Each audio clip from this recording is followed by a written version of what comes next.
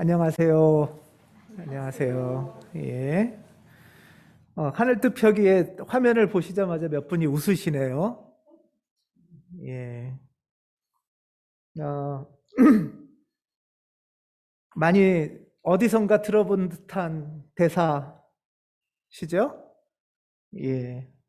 오늘의 주제입니다. 산성설교 5장은 이제 본문으로 본격적으로 접어들면서는 안티테제 형식으로 이제 예수께서 말씀하신다고 했어요. 너희는 옛날에 이렇게 들었지? 그런데 나는 이제 이렇게 말한다 하는 겁니다. 예를 들면은 지난주에 주제는 너희는 살인하지 말라는 소리를 들었지? 그런데 나는 이제 말한다.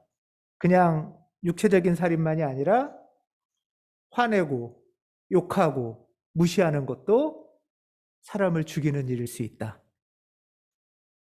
그거는 또 한편으로는 그 사람만 죽이는 게 아니라 화내고 욕하고 무시하는 나도 죽이는 일일 수 있다. 그러니까 빨리 특별히 이 말씀은 가까운 관계의 공동체에게 주시는 말씀인데, 그러니까 가까운 관계를 맺기 위해서는 먼저 가서라도 가해자 피해자 구분 없이 내가 잘못한 사람이면은 사과하는 마음으로, 상대가 잘못한 사람이면 용서하는 마음으로 찾아가서 다시 화해하고 관계를 이루어라 라는 것이 이제 지난주의 말씀이었습니다. 그 똑같은 구조로 오늘 이렇게 말씀하십니다.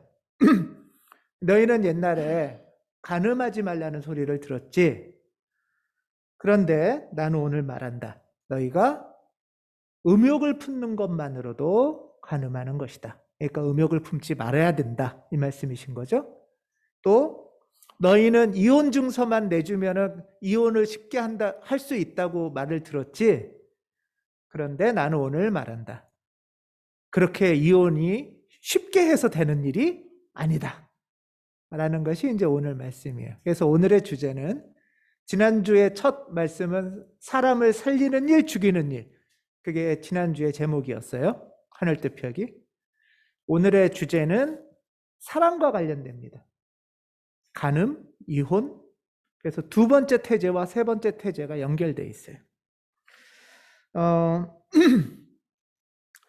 살인하지 말라. 이걸 물론 세밀하게 들어가면은 쉬운 계명이 아니지만 문자적이고 개인적으로는 사실 그렇게 어려운 계명도 아니었죠. 사람을 죽이지는 않잖아요, 우리가.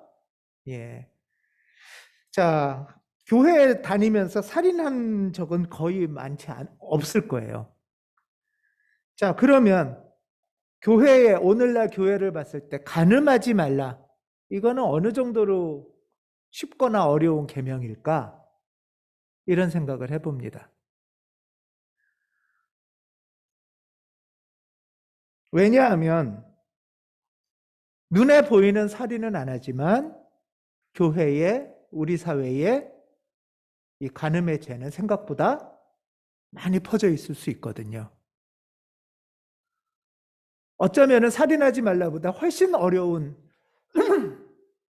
주제가 오늘의 주제와 관련될 수 있을 거라고 봅니다.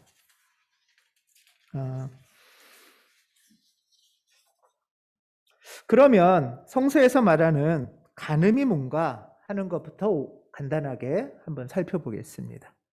성서에서 말하는 간음은 첫 번째는 기본적으로 남성 중심이에요. 유대인 남자의 아내 또는 유대인 남자의 약혼녀가 있어요. 이 아내나 약혼녀가 남편이나 약혼한 남자가 있는데 다른 남자와 성관계를 하는 것, 그것이 간음입니다. 예. 그럼 왜 구약에서는 간음을 죄라고 했을까요?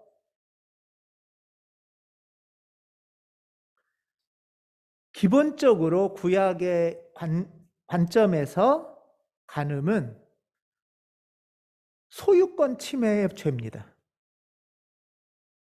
이해되시죠? 무슨 말인지.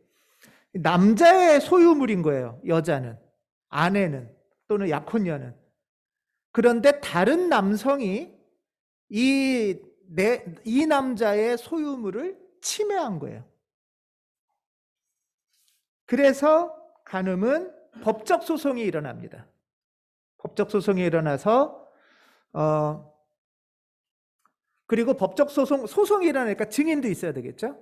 증인도 반드시 있어야 되고요. 그리고 이 죄는 굉장히 큰 죄예요. 그래서 이 여성이나 간음한 남성은 레위기에 의하면 둘 다 사형에 처합니다. 그만큼 큰 죄예요. 이것이 이제 첫 번째 구약에서 말하는 가장 기본적인 간음이라는 거예요. 그다음에 두 번째는 가족이나 가까운 친족 간의 성행위가 간음이에요. 그러니까 근친상간이라고 말할 수 있는 거죠. 왜 이게 그렇게 금지되어 있냐? 특히 옛날에는 가족 공동체나 혈연 공동체가 한 공동체를 이루고 있잖아요. 그랬을 때 이 간음은 그 공동체를 파괴하는 아주 중범죄인 거예요. 공동체 간의 관계를 깨트리는. 그래서 이 공동체 유지를 파괴하는 이 간음죄는 엄격하게 금지하고 있습니다. 구약 성서에서 기본적으로 말하는 이 간음은 이 두 가지예요. 자, 그랬을 때 우리가 그렇게 간음죄를 짓지 않죠. 이런 면에 있어서는. 예. 자, 근데 오늘의 말씀은 너희가 간음죄를 짓지 말라는 소리를 들었는데 하면서 하시는 말씀이 음욕만 가져도 너희는 간음을 한 것과 같다. 이렇게 말씀을 하셨어요. 그러면 이제 음욕이 뭔지도 생각해 봐야 될 겁니다. 이거는 조금 쉽지 않아요. 오늘 마태복음 5장 28절에 보면 여자를 보고 음욕을 품는 사람도 간음한 것이다. 이렇게 말하고 있어요. 그러면 이거는 어떤 걸까? 음욕은. 예를 들면 성경에서는 건강한 성욕도 금지를 하는 걸까? 이런 질문이 생길 수 있지 않겠어요? 오늘 이런 이야기를 하는 거는 그리스도인들의 현대적인 성윤리를 말씀드리려고 하는 거고, 이 말씀을 듣는 여러분들은 성윤리를 알아야 할 성인이시기 때문에 이런 말씀을 하는 겁니다. 사실 이렇게까지도 안 해요. 교회에서는 대부분 피하죠. 저는 그 얘기도 이따가 또 좀 할 겁니다. 먼저 이렇게 마음이 끌리고 누군가한테 마음이 끌리면 손도 좀 잡고 싶고 키스도 하고 싶고 포옹도 하고 싶고 그런 것도 다 범죄일까? 이런 질문이 생길 수 있어요. 그리고 이거 갖고 죄책감을 갖는 청소년들도 꽤 많아요. 그런데 오늘 본문의 말씀은 최소한 그런 일반적인 성욕을 다 제한하는 본문이 아니에요. 그걸 먼저 아셔야 돼요. 자, 여자를 보고 음욕을 품는 사람은 간음한 것이라고 했을 때 이 여자는 누구를 말할까? 이게 먼저 아셔야 돼요. 이 여자는 그리스어로는 구네라는 낱말인데요. 구네는 모든 여성을 뜻한다기보다는 female을 뜻한다기보다는 와이프에 가까워요. 누군가의 아내라는 뜻에 가까워요. 이해되시나요? 그래서 구네는 라틴어로 번역을 하면 욱서루라고 번역이 돼야 되는데 그리스어가 라틴어로 번역되면서 불가타 성경으로 번역되면서 와이프라는 뜻의 욱서루로 번역되지 않고 우먼, 일반적인 우먼이라는 뜻으로 밀리에르라는 낱말로 번역이 돼버렸어요. 그래서 누군가의 아내라는 의미보다 그냥 일반적인 여성으로 확장이 된 거죠.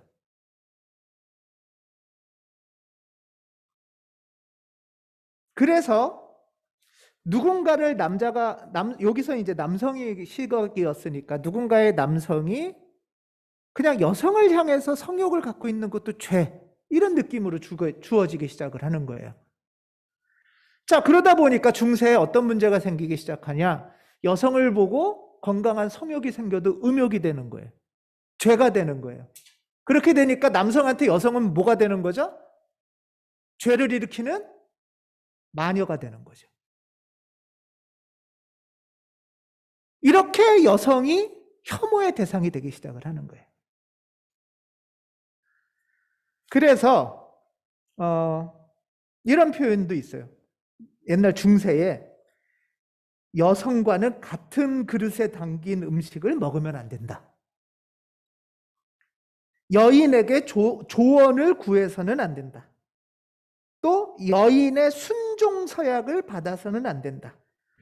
이게 다 어떻게 연결되냐면 여성 수도원을 만들 수 없는 원칙이 된 거예요, 이게. 그래서 기도하고 수도하는 수도자 그룹도 남성만 해야 된다라는 게 굉장히 강했어요. 그래서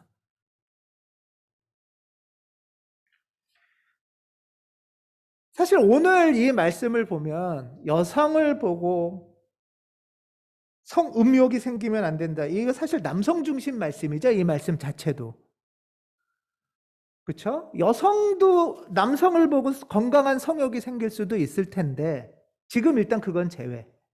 이 맥락은 뭐냐 하면 남성의 아내에게 음욕을 풀으면 그건 간음이라는 거예요. 이해되시죠? 그 말씀은. 오늘 이 말씀이 왜 남성 중심적인 말씀일 수밖에 없는가? 당시 아마 이 말씀의 주요 청중들이 남성이었을 거예요.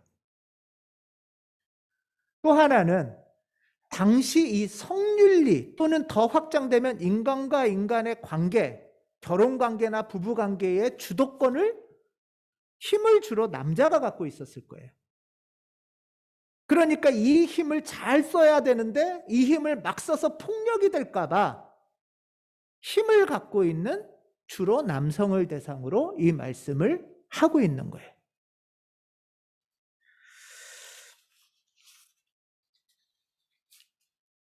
비슷한 맥락에서 결혼한 여성의 권익 보호를 위해서 이어서 하시는 말씀이 이혼 규정과 관련된 말씀이죠. 이혼할 때 이렇게 해라. 이것도 여성을 대상으로 하는 말씀이 아니에요. 자, 옛날에는 유대인들이 일반적으로 전통적으로는 이혼을 하려면 아내한테 이혼 증서를 써주면 돼요. 이혼 증서를 써주는 이유는 이 이혼 증서를 써주면은 이 여성이 이혼한 여성은 대개 어떻게 될까요? 친정 아버지한테 가거나 다시 재혼을 해요. 이거는 뭐냐 하면 친정 아버지한테 가거나 재혼을 해도 이거는 법적으로 괜찮다. 사실 이혼 증서는 그런 면에서 재산 포기각서예요. 친정 아버지가 왜 내 여성을 뺏어가? 그렇게 되잖아요. 그러니까 친정 아버지한테 돌아가도 된다. 또는 다른 남성하고 살아도 된다라는 법적인 확인을 해주는 게 이혼 증서예요. 그런데 그런 면에서는 여성을 보호하려는 측면으로 이혼 증서가 있어야 되겠죠. 안 그러면 이혼당한 여성은 어떻게 가서 살 수가 없으니까. 그러니까 이 이혼 증서를 써준다는 건 이 여성은 내 소유가 아니니까 라는 확인서예요. 당시에 아무 힘도 없고 재산도 없고 그런 결혼 경력이 있는 이혼 여성이 혼자서 살기는 굉장히 힘든 시대라 다시 누군가 남성의 보호를 받아야만 살 수 있을 때 대개는 친정아버지 또는 재혼 뭐 이런 여러 가능성을 열어둔 그래도 여성을 보호하려는 전통입니다. 근데 예수님 당시에는 이런 것들이 좀 오용이 돼서 그냥 쉽게 이혼 증서를 써주고 이혼해버리거나 여자를 버리는 손쉬운 방식으로 이혼 증서가 남용된 것 같아요. 그래서 예수님께서는 그렇게 여성을 쉽게 버려서는 안 된다라는 맥락에서 지금 이 말씀을 하시는 거예요. 당시 유대 문헌을 보면 여성들의 이혼 사유가 있는데요. 그러니까 남자가 여성과 이혼할 수 있는 사유는 남편을 수치스럽게 하는 행위를 하면 여자는 버릴 수 있다, 이혼할 수 있다, 이렇게 돼 있어요. 사실 오늘의 말씀 자체나 맥락 자체가 많이 불편하시죠? 예. 이 당시에 이 여자를 버릴 수 있는 조건은 조선시대로 치면 뭐죠? 여러분 이거 들어보셨어요? 칠거지악 이런 말 들어보셨어요? 7가지의 악이라는 거죠. 칠거지악은 다 남편이 결혼한 아내를 버릴 수 있는 조건이에요. 그러니까 결혼한 여자가 이러이러한 잘못을 하면 그건 악이에요. 죄악이에요. 그래서 언제든 버림받아도 괜찮다, 이런 뜻이에요. 그 칠거지악 중에는 보면은 뭐 시부모에게 순종하지 않으면 쫓아낼 수 있다, 여자를. 또 뭐가 있을까요? 아들을 못 낳으면 쫓아낼 수 있다. 이것까지는 뭐 남성 뭐 그렇다고 쳐요. 병이 많이 나면 쫓아낼 수 있대요. 몸이 약하면 안 돼요, 여러분. 병이 많이 나면 쫓아낼 수 있다. 또 말이 많을 때 쫓아낼 수 있대요. 예. 또 하나가 대표적인 게 뭐냐면 질투를 하면 쫓아낼 수 있대. 질투한다는 건 뭐예요? 남자가 바람 피듯 다른 여자를 그래도 안 된다, 질투하면 안 된다는 거죠. 방탕한 생활을 해도 남편이. 이렇게 비슷하게 유대인 문화에도 이런 게 있었던 거예요. 여자가 수치스러운 행위를 하면 남편의 명예가 훼손된다는 거예요. 그러면 어떻게 여자가 해야 남편의 명예가 훼손될까? 남편 말을 복종하지 않을 때. 그것만이 아니라 음식을 태울 때, 이것도 있답니다. 음식을 태울 때. 그리고 남편의 접시를 깨끗하게 닦아놓지 않는 것도 이혼 사유래요. 예. 이런 시대에 이제 예수님께서 하신 거예요. 여성 아내가 음행한 경우 외에는 그렇게 마음대로 버려서는 안 된다. 여성이 보호돼야 된다. 어떤 면에서는 소극적인 한계도 있지만 나름의 최대한으로 남성이 여성을 보호해야 될 책임이 있다는 것을 보여주는 그런 말씀입니다.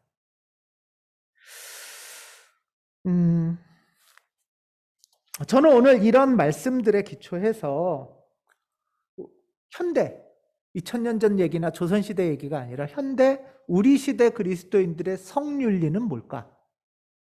이런 말씀을 좀 나누고 싶고 좀 생각을 해보고 싶은 거예요.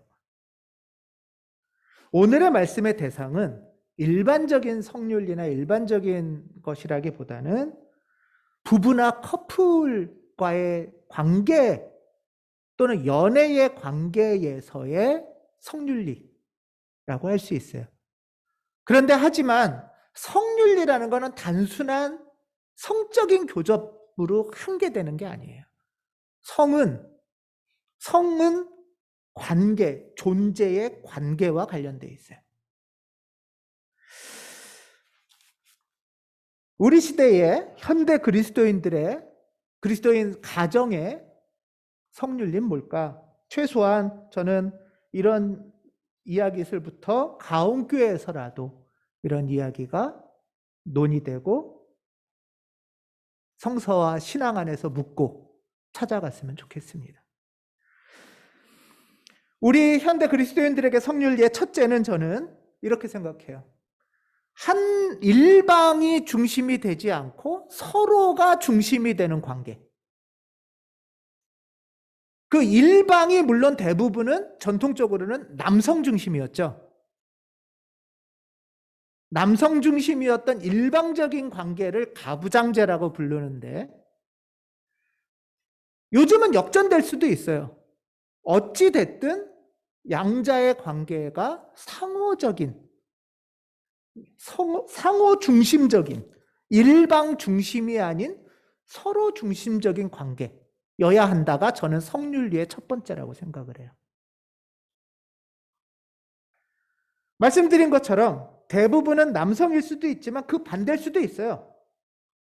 어찌 됐든 서로의 관계에서 일방적으로 누구 한쪽으로 힘이 쏠리는 거, 이 사람의 의견으로 관계가 다 지배되는 거, 이 사람의 결정으로 모든 게 결정되고 끌고 가는 것, 이것이 건강하지 못한 관계가 된다는 거예요. 여러분들 가정이나 커플들 사이에서의 힘의 분배는 어떠신가 한번 돌아보시기 바라요. 결국은 내 결정과 결국은 내 마음대로 다 하고 있는 건지 라면은 하나님 안에서 건강한 성윤리가 아닐 수도 있다는 거예요. 그것을 힘이라는 것은 옛날 같으면 물론 무력과 폭력이지만 그렇지 않을 수도 있어요. 짜증 부리고 욕하고 싸우고 여러 방식으로 내 방식으로만 끌고 가려고 한다면 그것은 건강하지 못하다는 거예요. 사랑은 상호적인 관계입니다. 이것이 첫 번째예요. 상호적인 것. 서로의 마음을, 그래서 물론 어떤 결정을 내릴 때 내 의견도 있고 상대 의견도 있겠죠.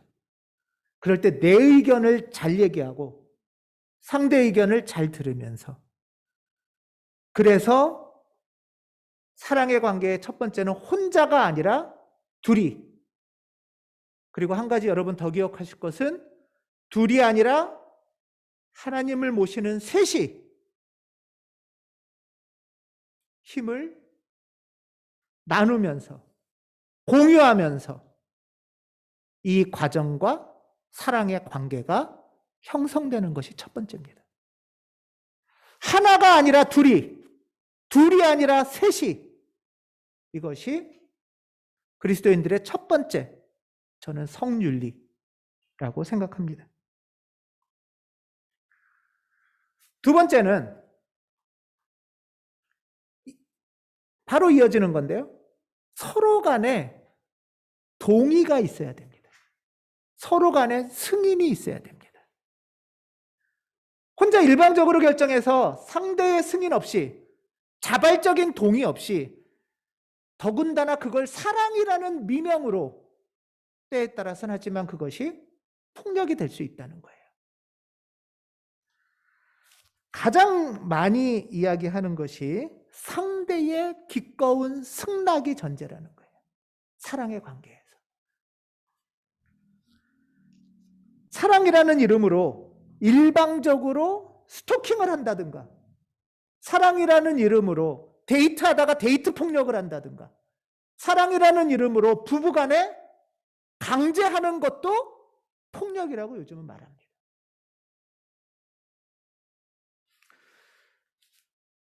나는 너를 사랑하니까 내가 시키는 대로 무조건 해. 강제할 수 없다는 거죠. 이것이 데이트 폭력이나 상대를 제압하는 가스라이팅이 될 수도 있습니다. 그래서 상대가 예스 할 때까지 협의하고 상의해야 된다는 거예요. 이거는 사실 성관계만의 문제가 아니라, 성윤리만의 문제가 아니라 중요한 결정인데 끝까지 아내나 남편이 반대. 그래서 내가 볼 땐 분명히 이게 잘 될 것 같은데 아내나 남편이 반대. 그래서 혼자 돈을 모아서 어디다 투자를 해. 생각보다 많이 이런 일이 일어나요. 생각보다 많이 답답하고 아쉽고 이걸 놓칠 수 없다는 마음에 혼자 결정을 하는 일들이 있다는 거예요. 또는 부모 자녀 간에도 사랑이라는 이름으로 자녀를 설득하고 부모의 뜻을 충분히 설명해 가는 과정이 생략된 채 강제되지는 않을까 하는 마음이 중요하다는 겁니다. 또한 연애하거나 사랑할 때 한 번 승낙했다고 계속 승낙은 아닐 수 있다는 것도 염두에 둬야 된다고 합니다.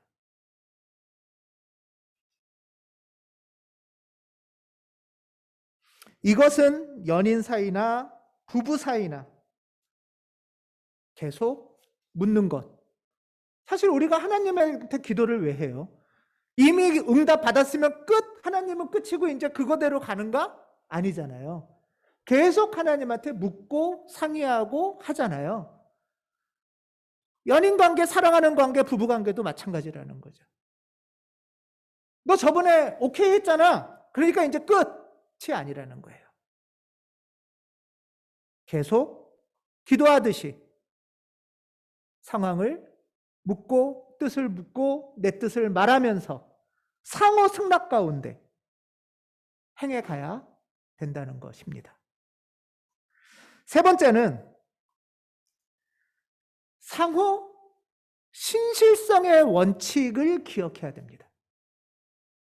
이게 굉장히 중요합니다. 신실성의 원칙에 기초한다. 연애와 사랑을 할 때, 또 결혼 생활에서 여러분들 어떠세요? 1대1 관계가 전제인가요? 1대 다 관계가 전제인가요?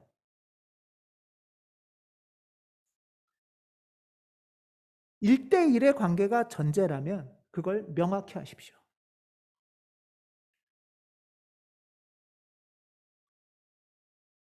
상호 약속에 기초해서 사랑과 연애는 가능합니다.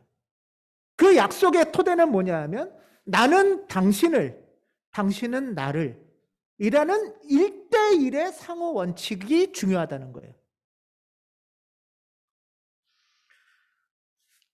오늘 제목이 이거죠? 사랑한 게 죄는 아니잖아. 오늘 우리 그리스도인들의 윤리의 원칙으로 보면 이 대사는 얼마 전에 드라마에서 나왔던 어떤 한 불륜 남성의 대사입니다. 불륜을, 그러니까 결혼한 아내가 있는데 이 아내 말고 다른 여인과 사랑을 했다가 들켰어요. 그래서 추궁을 당하니까 이런 대사를 한 것 같아요. 죄죠. 왜 죄가 아니죠? 죄예요. 현대 그리스도인들이 사랑은 죄가 아니잖아라는 게 암암리에 퍼져 있어요.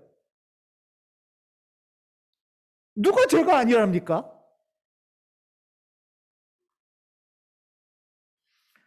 다른 무엇을 다 뒤로 하고라도 이 사람이 지은 죄는 뭐냐 하면 신실성의 원칙을 일방적으로 파기한 죄예요. 암묵적으로든 선언적으로든 1대1의 사랑이 전제됐을 거예요. 그렇지 않습니까, 여러분? 그런데 1대1의 사랑의 약속을 일방적으로 깨고 깬 사실도 속이고 거짓말의 죄까지 진 거죠. 이 사람은 계약 파기의 죄를 진 것이고 신실성 위반의 죄를 진 거예요. 여러분 성서에 보면, 구약 성서에도 보면 음란하고 간음한 백성들아 이런 얘기가 많이 나와요. 이 얘기는 우리가 하나님과 약속을 한 존재라는 거예요. 하나님의 뜻을 사모하고 하나님의 뜻 안에서 하나님의 자녀로 살기로 서로 계약했다는 거예요. 그런데 그 계약을 우리가 일방적으로 파기할 때 그걸 음란이라고 불러요, 성서에서. 하나님을 속인 것을 우상숭배라고 불러요. 우상숭배는 하나님과 우리의 관계, 사랑의 관계를 일방적으로 파기하고 계약을 깨고 신실성을 무너뜨리고 거짓말하고 속인 죄예요. 그것을 음행을 저지른 백성들아 라고 말씀합니다.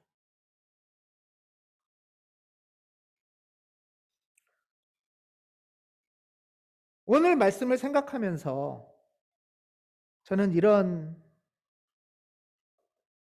오늘의 현실을 돌아보게 됐습니다. 왜 바깥은 그렇다고 치고 왜 그리스도인들 사이에서도 성범죄가 이렇게 만연할까? 어떻게 교회에서도 성의 기준이나 관계를 세우는 원칙과 기준이 없을까?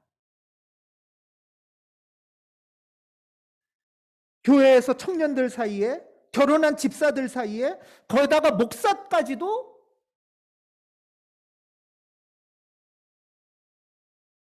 성범죄가 횡행하는, 이것이 저는 사실 오늘날의 현실이라고 봅니다. 저는 그 원인은 건강한 성욕 때문이 아니고 표리부동함 때문이라고 봐요. 겉과 속이 다른 거예요. 속이는 죄고 위선의 죄를 지은 거예요. 특히 성윤리에 있어서 교회는 매우 오랫동안 저는 위선적이고 가식적이었다고 생각합니다.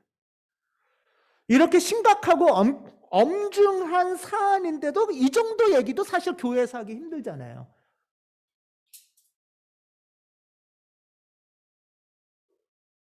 특히나 오래전부터 문자적이고 보수적인 교회, 성에 경직돼서 순결을 강조하는 교회에도 불구하고 이런 일이 왜 생길까?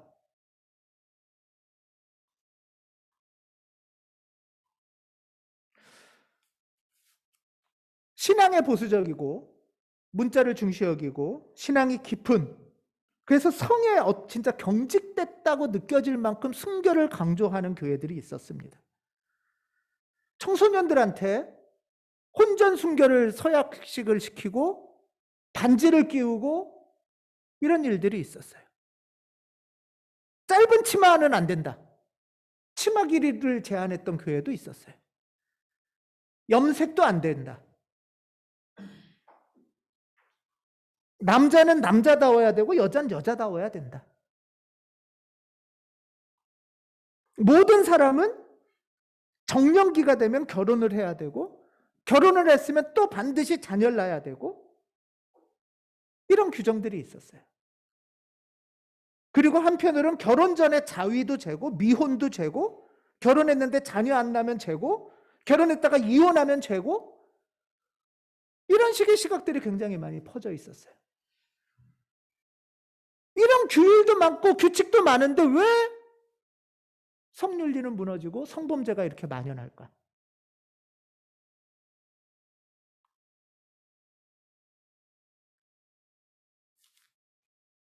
겉으로는 지금 말한 것처럼 이런 목록들을 나열했는데 속으로는 전혀 다른 행태를 보인 거죠. 유명한 교회라고 소위 말하는 목사들의 성범죄가 고발당하기도 하고 또 오래전에는 대형교회가 스포츠 신문을 만들었는데 그 스포츠 신문에 너무 저질 포르노 기사가 많아서 기독교윤리실천운동본부랑 음란 폭력성 조장 매체 대책 시민협의회까지 생겼어요. 그러니까 교회가 스포츠 신문을 만드는 거예요. 너무 음란한 기사가 많아서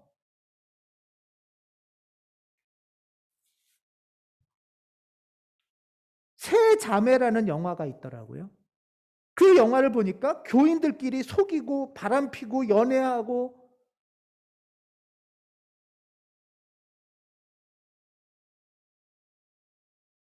어쩌면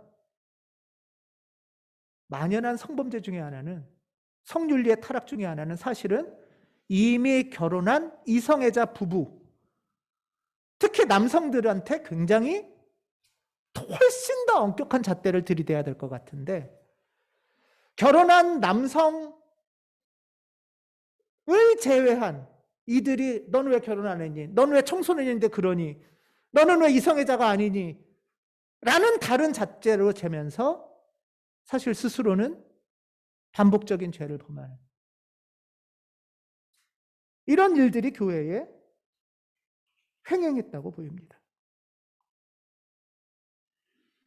자신들의 관행적 기준에, 관행적 사랑의 기준이 아니면 다 정죄하면서 스스로 사랑의 범죄를 지는 이런 일들이 한국교회 안에 바로 이것이 위선과 가식, 표리부동의 죄인 거죠. 어떻게 이런 주제의 드라마들이 이렇게 만연할 수가 있고 이게 너무 당연해지고 바람을 펴도 매매춘을 해도 크게 어려울 게 없을 듯한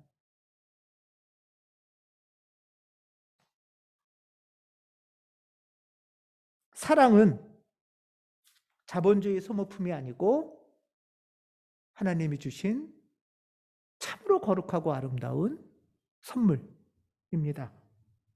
그 선물은 너무나 총체적이어서 우리의 마음으로도 사랑하고 영으로도 사랑하고 육체적으로도 사랑하고 온몸으로 사랑하는 거죠. 그래서 이 건강한 성욕, 건강하게 사랑하고 싶은 마음을 잘 가꾸고 잘 성장시키고 아름답게 만들어가는 것이 바로 하나님 나라의 일이라고 할 수 있습니다.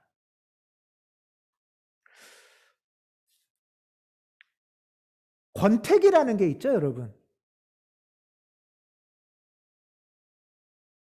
이 낱말을 주로 많이 쓰는 사람은 물론 남녀의 구분이 많지는 않지만 결혼한,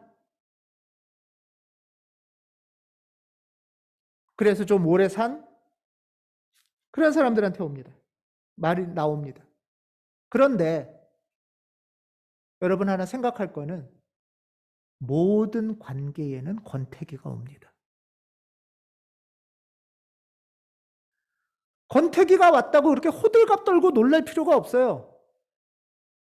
모든 관계는 권태기가 옵니다. 연애도 시간이 지나면 권태기가 오고 사실 친한 친구의 관계에서도 권태기가 오지 않아요? 그리고 신앙생활에서도 권태기가 옵니다. 교회 생활에서도 권태기가 오고 하나님과의 관계에서도 권태기가 옵니다. 여러분 권태기가 오면 어떻게 하시겠어요?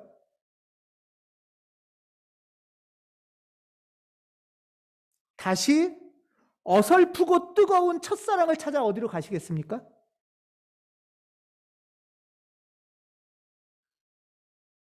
권태기는 이제 이 자리에서 많이 성숙했다. 그러니 그 다음 단계로 더 나아가라는 신호입니다. 권태기가 왔다는 것은 지금까지 애쓰고 수고했다. 그런데 이 자리에 머물지 말고 이제 한 걸음 더 사랑의 신비로 들어가라. 한 걸음 더 깊은 세계로 나아가라는 초대입니다. 사랑한다는 것은 언제나 성장을 요청합니다. 서로가 신실하다, 서로가 충실한 약속을 지킨다는 것은 그냥 형식적으로 이혼 안 하고 형식적으로 이 틀을 유지한다는 뜻이 아니에요. 서로 상호 승낙을 하려면 나는 왜 이것을 원하는지, 상대는 왜 그게 싫다고 하는지 더 묻고, 더 듣고, 더 기도하고 혼자나 둘이 아닌 셋, 하나님에게 더 나가는 그 충실함이 신실함을 강화시키는 겁니다.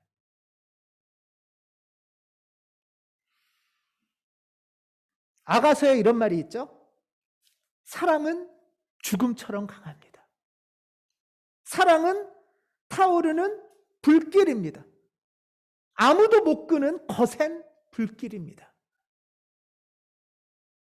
저는 죽음처럼 강한 이 사랑, 아무도 끌 수 없는 이 불길 같은 사랑은 권태기를 넘어서 더 깊은 세계로, 더 큰 하나님의 은총으로 나갈 때만 이 사랑이 가능하다라고 생각합니다. 어설프고 순진한 사춘기의 첫사랑이나 풋사랑이 성서에서 말하는 이 사랑을 우리를 초대할 수가 없습니다. 사랑이라는 세계, 이 깊고 신비하고 넓고 오묘한 이 신비의 세계가 하나님의 세계입니다. 사랑하는 사람과 그리고 또 하나님과 그리고 교회와 뜨겁게 깊이 진심으로 온몸으로 사랑하는 우리 모두가 되기를 주님의 이름으로 기원합니다. 네. 기도하겠습니다.